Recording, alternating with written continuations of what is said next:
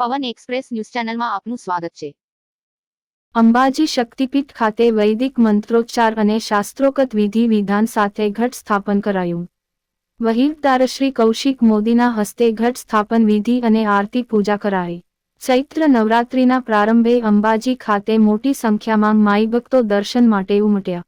શક્તિ ઉપાસનાના પર્વ ચૈત્રી નવરાત્રિનો મંગળવારથી પ્રારંભ થયો છે, ત્યારે કરોડો માઈ ભક્તોના આસ્થા કેન્દ્ર અને શક્તિપીઠ અંબાજી ખાતે આજે વૈદિક મંત્રોચ્ચાર સાથે ઘટ સ્થાપન કરવામાં આવ્યું હતું।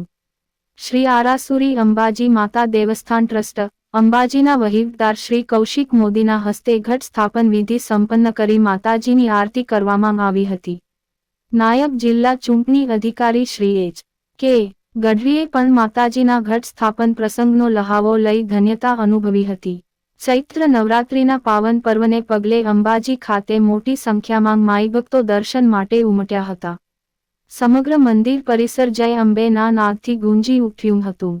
સનાતન હિન્દુ ધર્મમાં ખાસ કરીને આસો નવરાત્રિ અને ચૈત્રી નવરાત્રિમાં શક્તિ ઉપાસનાનું વિશેષ મહત્વ રહેલું છે।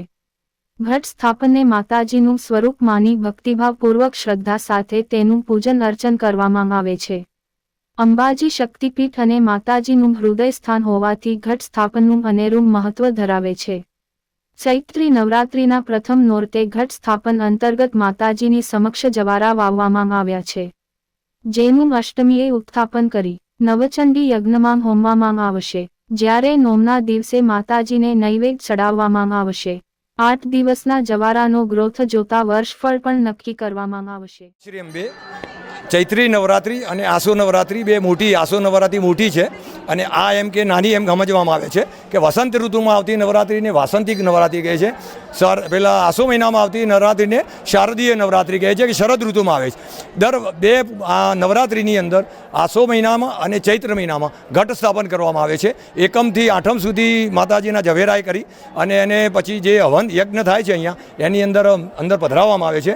આ ઘટ સ્થાપન એ કે માનું સ્વરૂપ માની અને પરંપરાગત જે આપણી પદ્ધતિને પરંપરાઓ છે, વૈદિક પરંપરા, એ પ્રમાણે આ આપણે એનું સ્થાપન કરીએ છીએ અને માનું સ્વરૂપ માની એને 1650 પૂજા કરી અને એનું નૈવેદ્ય ધરાવ્યું અને પછી આરતી કરી અને માતાજીના આશીર્વાદ લીધા કે આ જે છે એમ કે માતાજી બધાનું શુભ કરે, વિશ્વનું કલ્યાણ કરે, ભાવથી જ સંકલ્પ સાથે આપણે એની પૂજા કરી હતી। માતાજી બધાનું શુભ કરે।